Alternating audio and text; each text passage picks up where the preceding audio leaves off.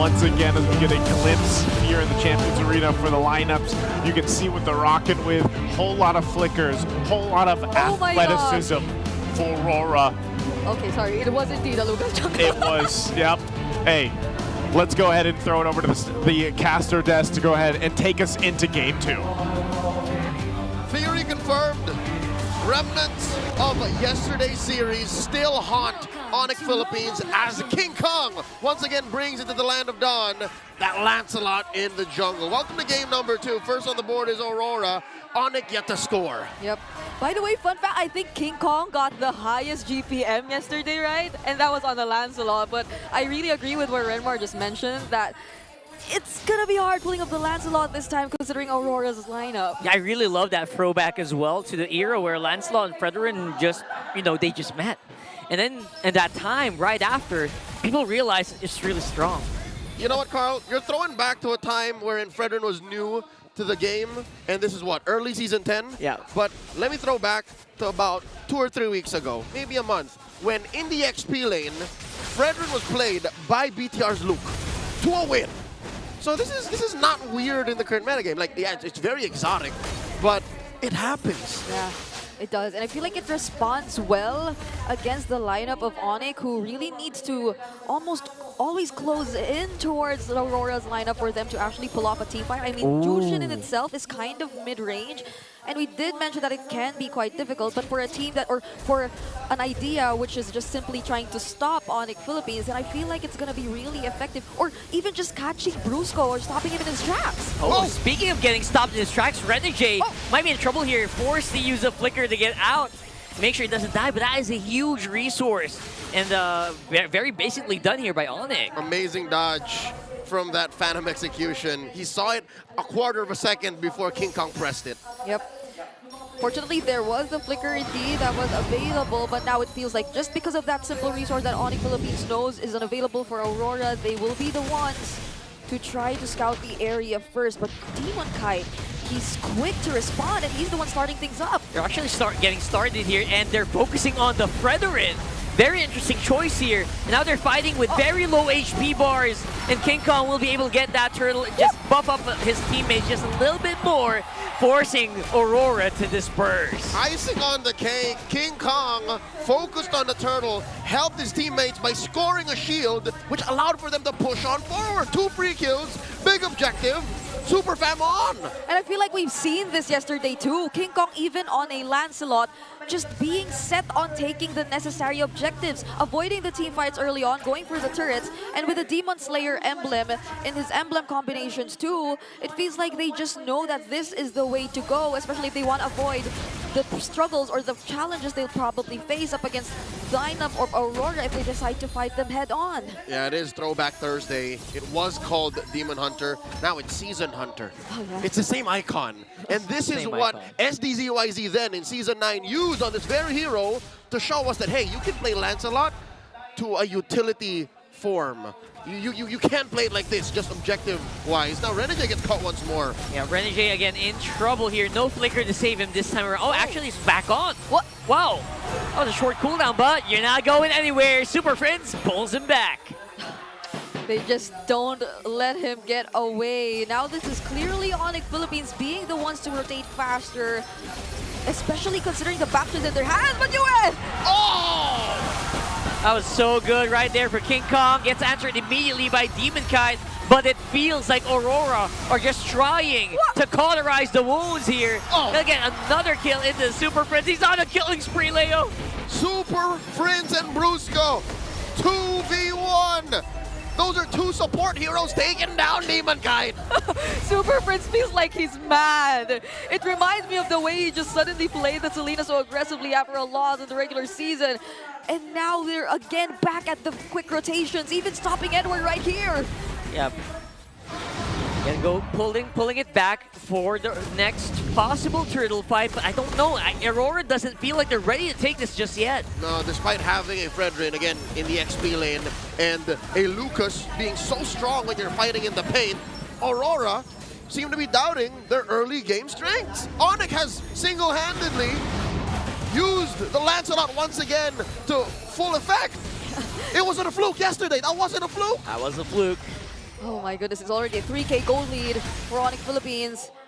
And they know fully well where Aurora is. And you can say the same for Kellera this time around, but it's Onic in the lead, so you could expect him to go online a little bit earlier compared to game number 1.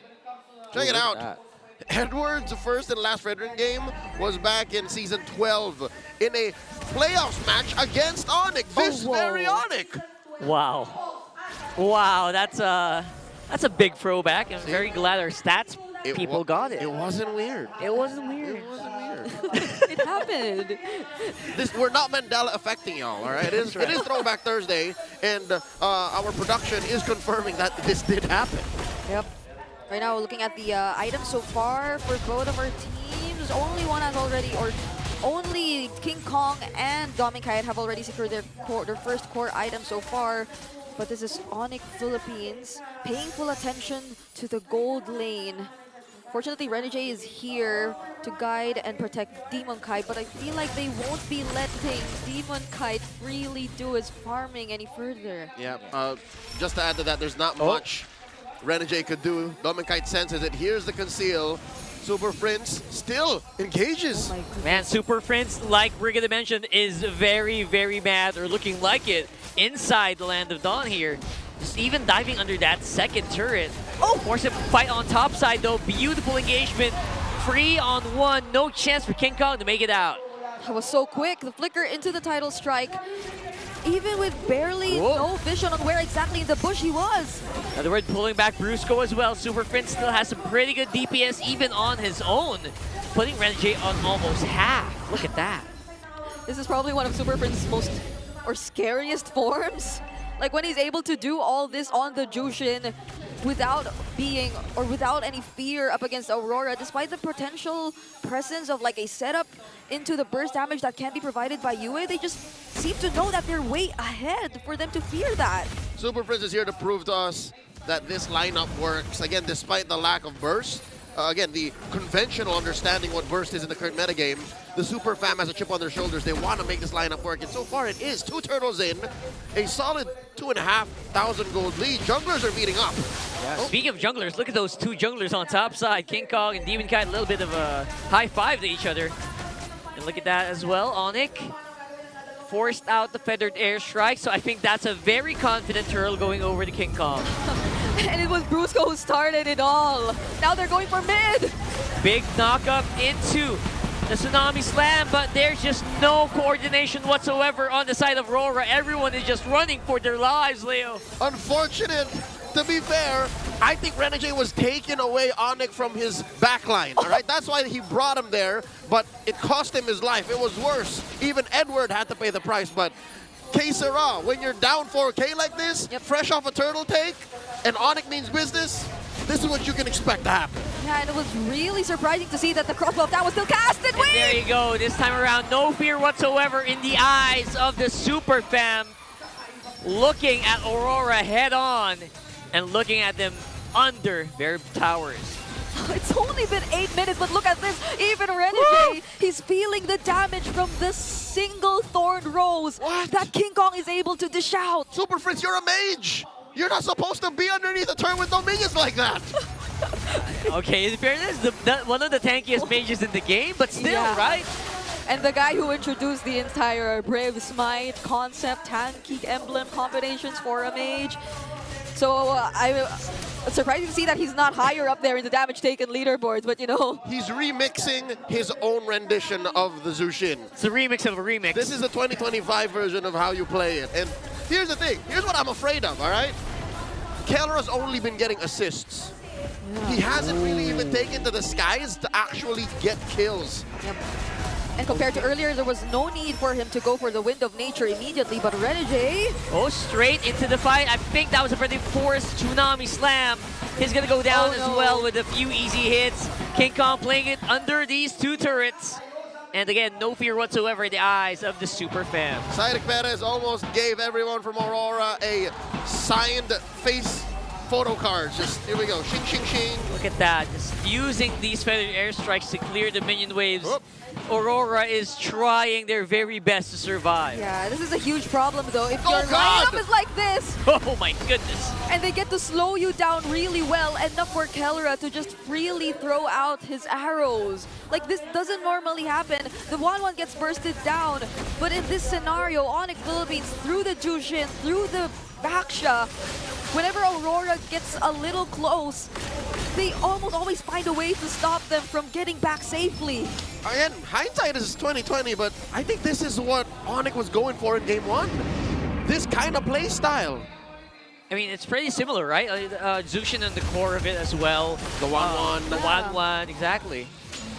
So that probably was the plan all along. And only now they're able to show us how it actually is executed with that almost 10K gold lead in 10 minutes that they've been able to secure in their hands. Aurora, at least they have the Farsa this time around. They have the carry as well to deal with the waves that could potentially come in. But they have to be careful of Kelra and the crossbow attack. He is applying pressure alongside Brusco. I don't know if Aurora knows that Kelra is here with the Bruiser. Lord spawns in mid, waiting to march in. 10K up. This is Onyx's game to lose. Concealed by Brusco. 11 minutes on the clock. They are diving in with that Lord. Two-man knockup by Kirk here. Edward is in trouble. His brethren can't really stand the DPS for long.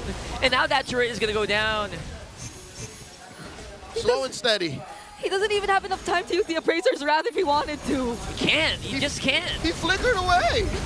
That's just how fast they're able to burst him down without any major ultimates used just yet by Onic Philippines. Look at Onic. They're starting to go to the drawing board. They're looking for an angle of attack. And they are attacking a west way they know how. Right in the front, right to the base of their opponent. Diving in. That's going to be King Kong going down though. But where is Kelra? What's Kelra looking like? He's going to be forced to back off. That's two members going down for Onic. This attack is not as clean as I thought it would be. For the first time in a while, Onyx suffer casualties. 2 for 2. Edward and Demon Kite for Kirk and King Kong.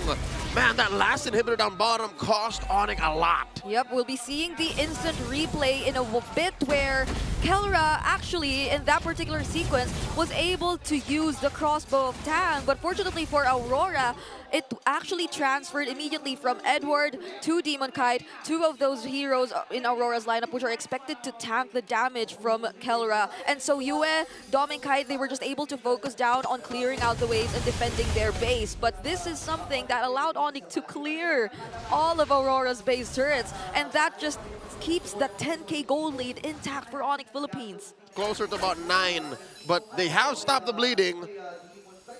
But the onslaught continues.